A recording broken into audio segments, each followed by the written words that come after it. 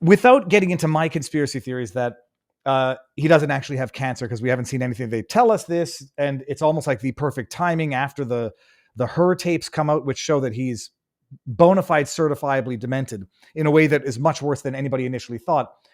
You have some doubts about how this could possibly come to fruition, and I think they're scientifically sound. Could you explain them?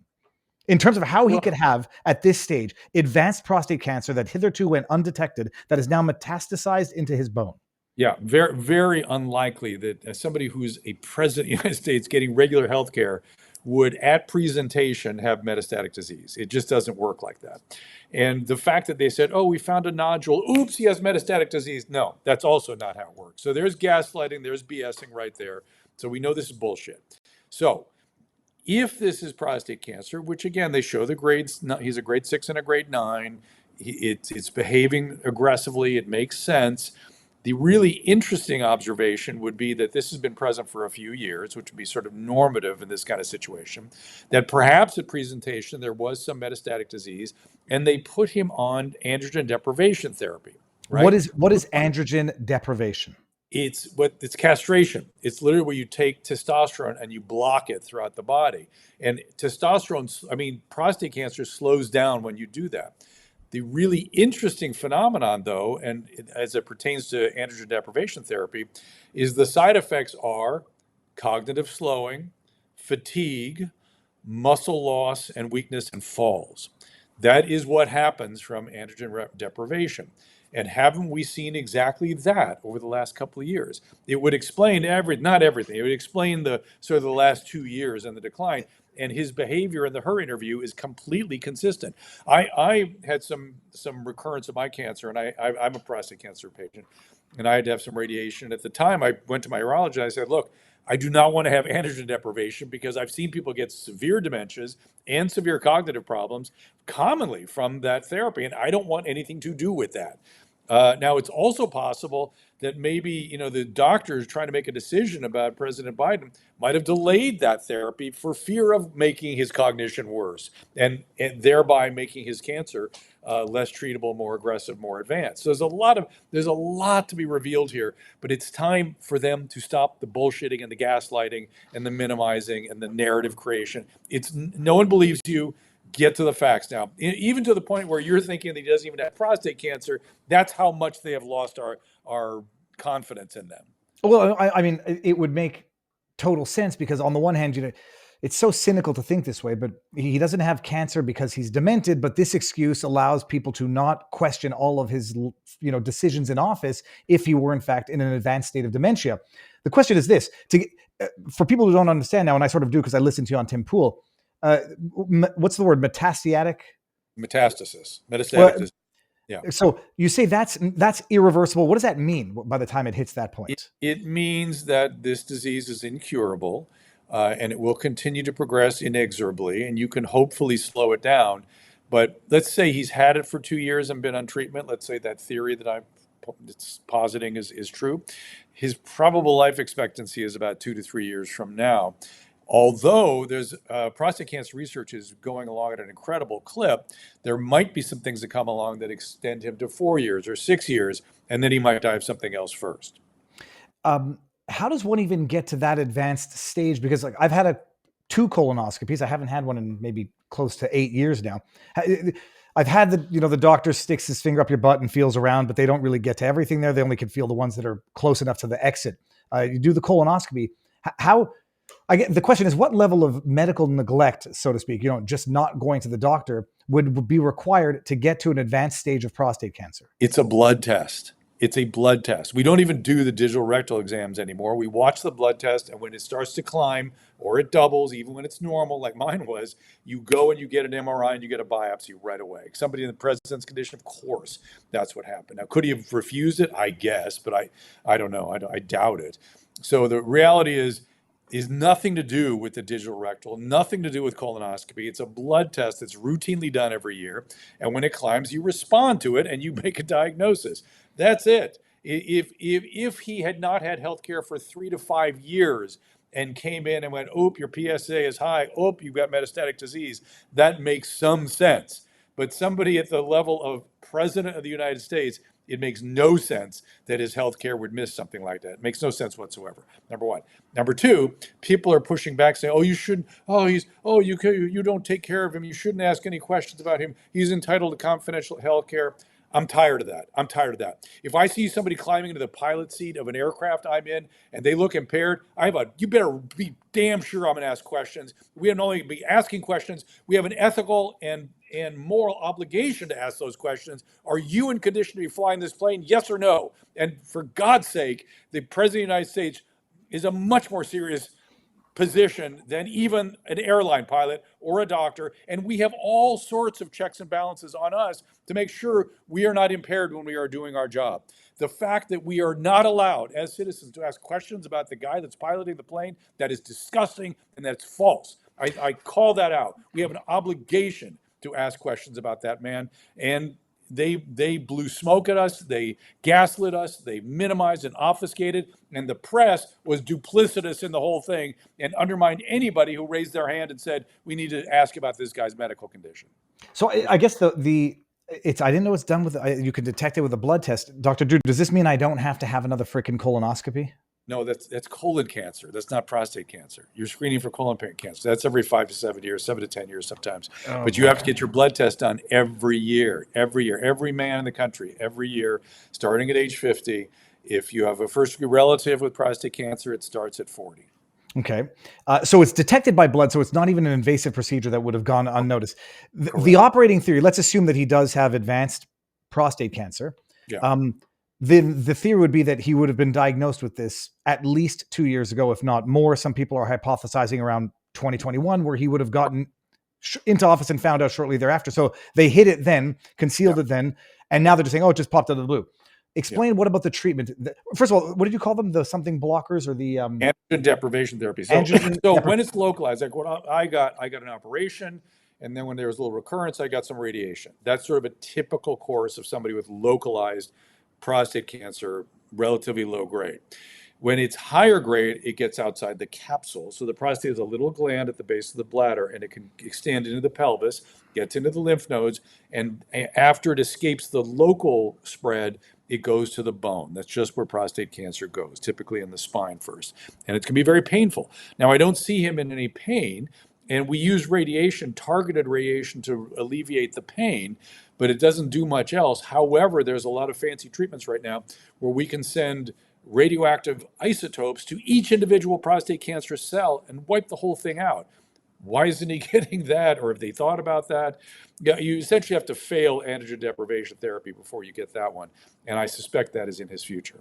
Would androgen deprivation therapy, if you say it blocks testosterone, it's like castration, would it turn a person physically softer, fatter, more, gelatinous? 100%. You lose muscle mass. That's why they fall.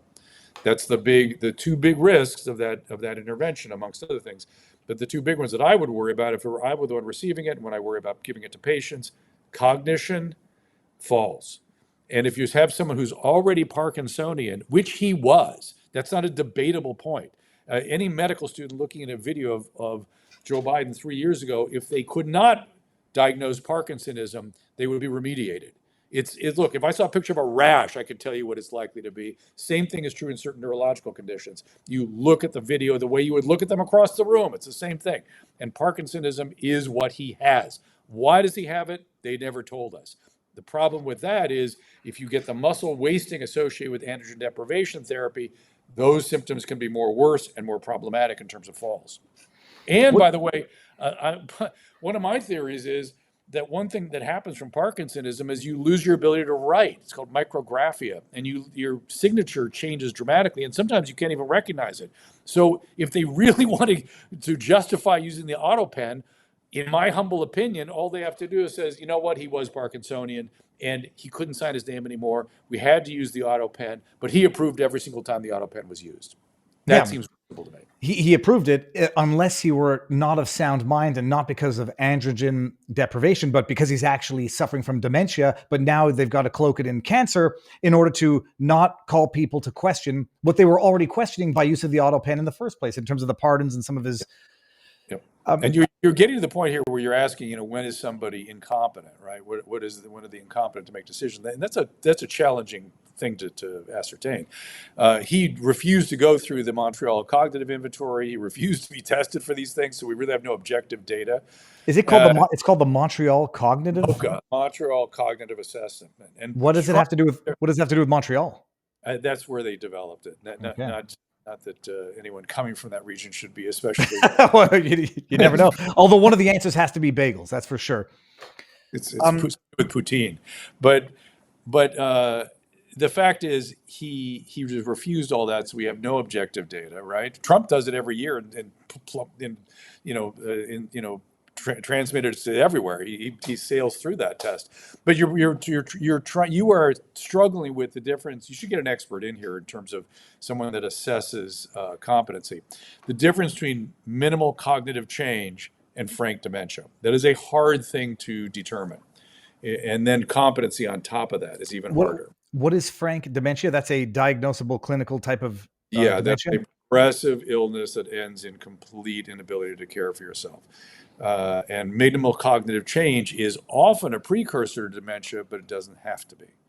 I guess the question is this: if it happens to not actually be the cancer, but let's just call it frank dementia, what would we expect to see by way of Biden if we see any more appearances of him in the coming months?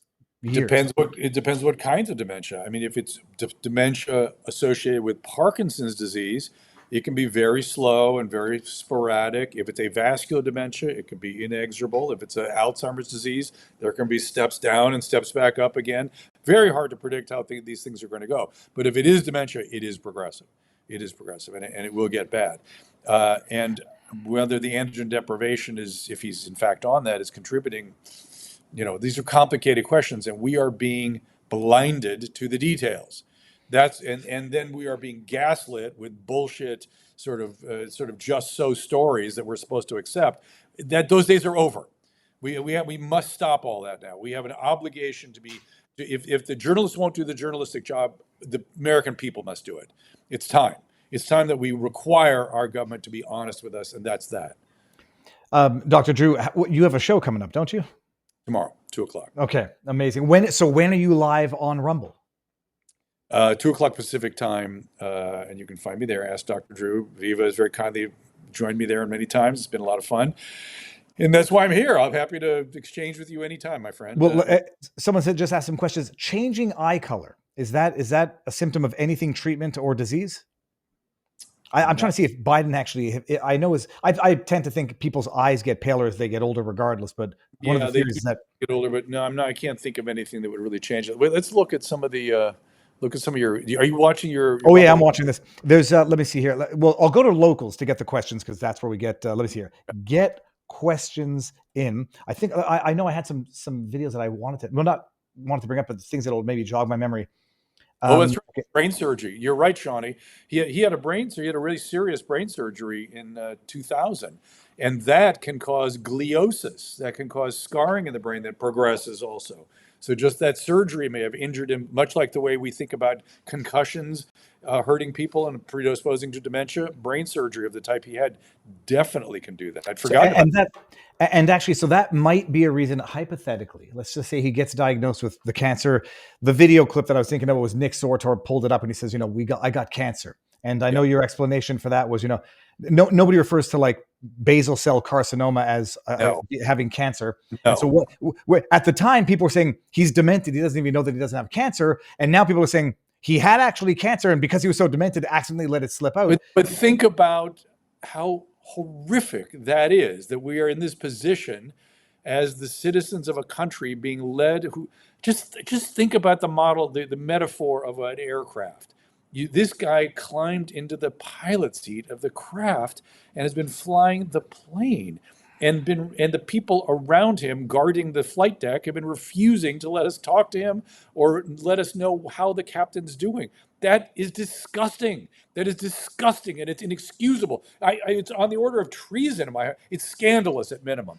And we cannot let that happen. Look, it has happened before. Let's be fair. Who was the one? There was a president who Woodrow Wilson had a Woodrow huge stroke and was in bed and completely incapacitated, and his wife ran things for a while. But even they came clean about it eventually. I mean, there's only one direction this is all going, is towards the truth, and we have to insist upon it. We have to insist upon it so we can make sure this doesn't happen again. Yeah, we're not going to get the truth, because I think the actual truth would call people to call into question a lot of the Biden pardons, a lot of every foreign policy decision in the last 2 years, which were reckless, if not worse. If he had the brain injury from a while back, assume he's diagnosed with whatever it is, however aggressive it is when they first detect it, and then they say, we don't want to give you the androgen deprivation because it will make you more senile. That would then obviously explain how it progressed even more rapidly in order to get that is a possibility. I mean, you could imagine sitting in a room with a bunch of doctors trying to make a decision about how to approach this case that is the President of the United States. Let's say he doesn't want the androgen deprivation. That's like I was with my doctor. And let's say they go, oh gosh, he's a little bit impaired and this could get a lot worse if we start monkeying around with his testosterone levels. Yeah, I could see them holding back on treatment, working with the patient and the family. But it's pretty clear now, if that's what they did, it was a bad decision in terms of his prognosis. If that's what they did, we don't know.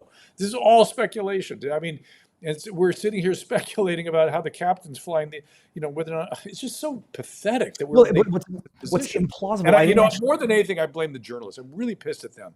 Did you see the interview with what's her name? She was at MSNBC. Jen Psaki? No. Someone in the rants will tell me. She's nice looking, looks depressed all the time. And he was interviewing with her, and she, in the middle of the interview, he got up and walked off the set. Oh yeah. I saw that clip circulating Wallace, today. Wallace, something like that. And it was like, and when they cut back to her, she expressed glee. Oh, he's so wonderful. He's so busy. Sharp as a tack. Delusional. They were played, and they were delusional. They've got to look at themselves and start to do their job again. I'm hearing, Van Jones is beginning to make noise. I don't know if you've seen what he's doing lately. He's starting to go, oh my God, Trump is smarter than me. He's smarter than us. I've been played. He's right. He's been played. Van Jones is a good guy and a smart guy, and he has been played. And he's starting to speak up about it, and he should. I would not. I don't give what's his name, Vance. What's his name? Jones? I don't give Van Jones the same deference I give Dan Bongino, because Van Jones has been an idiot for a long time, and they start to see the light only when it's politically popular or politically unpalatable to deny it any longer. There's going to be no reform. But here's what I want. I want the truth. You're Period. not going to get it. And I want everyone to come on over to to Team Reality and get out of their delusional state. Everyone's welcome. They're welcome. I know it makes you angry, and I know they've maybe been playing some games that you don't agree with. Come on in. The water's fine. Get out of your delusion. Well, no, I say they're welcome, but they do not ever get to be in a position of influence or decision making again, because we can go to the COVID thing. There's some things that you can be forgiven for having been wrong, but you can't be in a position of power. And then other people like Jake Tapper, he's not going to find his coming to God moment, because he was the bad faith actor the entire time. They were the ones covering it up. They knew they were covering it up, because at the time, maybe they thought it was only Alzheimer's. Maybe they didn't even realize he had cancer. It's just amazing that it comes out now. I don't know how many days after her clip or audio is leaked, and they've got to think of an excuse that allows them to protect Biden's presidential actions of the last year of his presidency. And dementia would be a problem. Cancer, he gets sympathy from everybody around now, who says now he can no longer criticize anything he did because he's got cancer. Well, they certainly timed it in such a way that was strategic. I'm certain that they would not have done it had not all this material been coming out about his decline. Mm-hmm. It's clearly an effort to persuade in the manner you're suggesting. Let's not do that. Let's stand firm and insist upon the truth. Come on. It was Nicole Wallace was the journalist. Nicole Wallace. It was okay. That's what we got it in locals. Nicole Wallace. Let me think about anything else in terms of the implausibility of his diagnosis. What you heard Scott Adams also has advanced. Yes. Yeah, that's terrible. I mean, Scott's a fantastic guy. Not that you don't wish cancer on someone you hate, regardless. Scott is a great guy, and what Okay, so let's have a little PSA. What should people do in order to check for prostate cancer? Yes, here's the deal. Prostatecancerfoundation.org. You can find everything there. Every male over 50 every year should be getting a PSA. If you have a first-degree relative, that is father, son, with prostate cancer, you should be starting at age 40. Even grandfather, I would start at age 40. And if you're, listen, my PSA went from 1 to 4. It was still normal. And my doctor had the good judgment to send me to a urologist. The urologist had the good judgment to ultimately biopsy, and that's how I was diagnosed. I thought they were all overreacting. I was pushing back hard, but let me ask the intrusive questions. To biopsy your prostate, yes, you go through the rectum. You go through the rectum. They numb it all up back there, and you get these needles that go into the prostate, and these capsules that pop in there and catch. So they take a little piece of skin off your prostate, then they go back and send it back. The finger, not a little piece of skin. They go inside the organ and they pull a big piece out. The finger in the butt is for the colonoscopy, not for the prostate. We don't do the finger in the butt so much anymore. I mean, they might do it in certain circumstances. It's for the prostate, not for cancer so much. I have so many jokes that I cannot make about Canada, about my doctor who was very eager to do to check my prostate. Okay, cool. So that's not as invasive in order for the test. Right. And the other thing is, men of African descent at diagnosis typically have more aggressive cancer and more progressed cancer, and we're doing a horrible job of getting them properly screened. Horrible. That's because of screening and not because of genetics, the way the disease that's because progresses. Of genetics. That's because of genetics, and then we're doing bad screening on top of that. It is genetic. And Joe Biden, who claims to have such concern for the black community, where is he on this? Why isn't he speaking up about it? Why doesn't he use his case as an example to go, you know what? A lot of black men die of this disease because you're not going in. You got to go in. You got to get done every year. That is, again, disgusting. You're supposedly so concerned about that community. I'm concerned. I've been fighting this one for years, trying to raise awareness. It's very hard. They don't want, they fear that there's a digital rectal exam coming, and then they don't want to know that something wrong because they fear that it's going to interfere with their sexual functioning, which the treatment typically does not these days. It just does not. If you get it early. Later it does. I'm going to go re-review my blood work, which I think I sent you at one point. I'll double check. Amazing. Dr. Drew. I mean, this is confirming what I already thought. One way or the other, this is scandalous, because if it's true, it's scandalous. absolutely, this is truly scandalous. And it's, everyone should be waking up to just how played we have been. I mean, when you think about just COVID and the muscling of social media companies, and now gaslighting and manipulating the press and refusing to come clean about what's been going on here. It is absolute scandal, and we should not tolerate this. It should be not tolerated as an American public. Spinnaker in our locals community says, Viva, has the PSA test improved over the years? I seem to recall reading years ago that there were some questions regarding its accuracy. There is questions about how to use the screening, when to use the screening. There's a little controversy between the family practice community and the urological community. I'm involved in research on prostate cancer. I listen to lectures on it on a regular basis through the Prostate Cancer Foundation. I'm here to tell you, get the screening done. People are less likely to die of prostate cancer these days because of that screen. Okay, I'm gonna go double check my records. Dr. Drew, so you are live. Is it daily, or are you skipping today, or is it daily ordinarily? Tuesday, Wednesday, and Thursday. Though we're going to be in noon on Friday with Jenny McCarthy also. And I'm looking for every opportunity to apologize for things I've gotten wrong over the last couple of years. And I was a little dismissive of Jenny's position about vaccines, and I need to fall on my sword and apologize. that Jenny McCarthy about the potential correlation between vaccines and autism. Yeah. Yeah. I want to apologize wherever I can, because that's what I want to see from everybody else. I want apologies from Francis Collins. I don't want just glib descriptions of, oh man, we just tried to stop this thing. We didn't care what else happened as a result. Again, this is scandalous. Without even getting too far into it, because I need to probably do my own, get familiar with it myself. The scandal about Wakefield was the guy whose original study confirmed the correlation. Then, from what I understood, he was politically browbeaten into withdrawing his. Robert Wakefield. Yes. He was the head of the CDC, and he is starting to talk slowly but surely. He is I could tell he's disgusted. He's Mhm. disgusted with what happened. Okay, because I understood A, that it was discredited. Jenny McCarthy got blacklisted and blackballed, and then I understood that the Wakefield retraction itself was politically motivated. That Oh, the science, I'm sorry, I'm confusing that.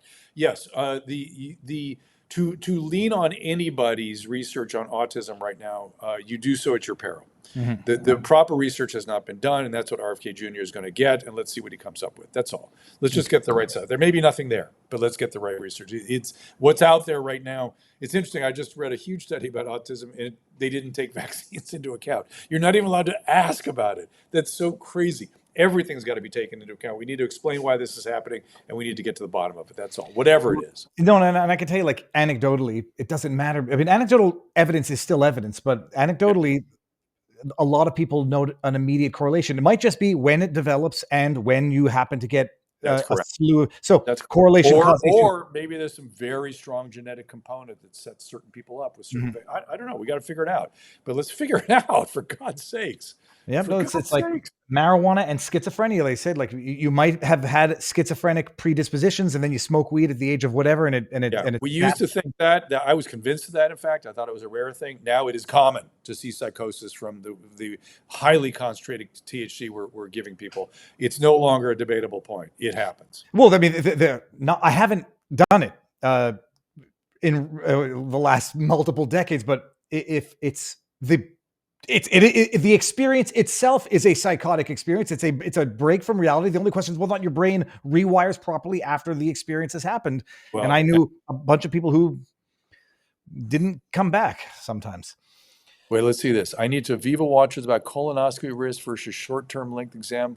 What is he saying? I was supposed to apologize for something. I don't know what he's talking about. Oh, don't worry. I'll see if I can find it. If that was in Rumble. Oh, the Rumble chat is The rants. They're aggressive there.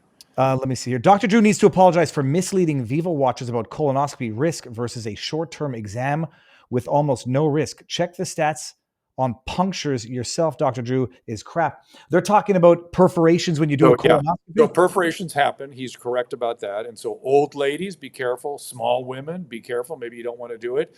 I have Lynch syndrome. I have to get it done every freaking year. Every year. What is Lynch syndrome? Lynch syndrome. It's a genetic error in DNA repair system. It's a Ashkenazi Jew thing. It's awesome. So you get a colonoscopy. It's not even the colonoscopy. Every year. It's the process. I mean, the crapping until it's liquid water coming out of your butt. Good times. I had fun. Like, they gave me the whatever sedative that they give. It didn't do a damn thing to me, and I'm sitting there watching and, like, it was a video game. Like, I'm watching this camera go up, and like, you've got to get propofol, because the propofol is boom, lights out. Drew, I think I'm wired so tight that no. Now propofol is lights out. So Dr. Drew, thank you for thank you for, I think, confirming what I thought. I still think it's not cancer, and this is the easy way out for them. But even if whatever it is, it's a little convenient on the timing. And look, if he's gone in 2 years, you have your answer. But I would love them to come clean about what actually is going on. They can't. It's institutionalized. It's institutionalized from top to bottom, including the media. So it's good that you have seen the light, Dr. Drew, and you've been amazing. And you'll still be my go-to when I want to know what a lump is on my body. I know. Drew, thank you very much, and we'll raid you tomorrow. All right, see you. Thanks. All right, have a good one.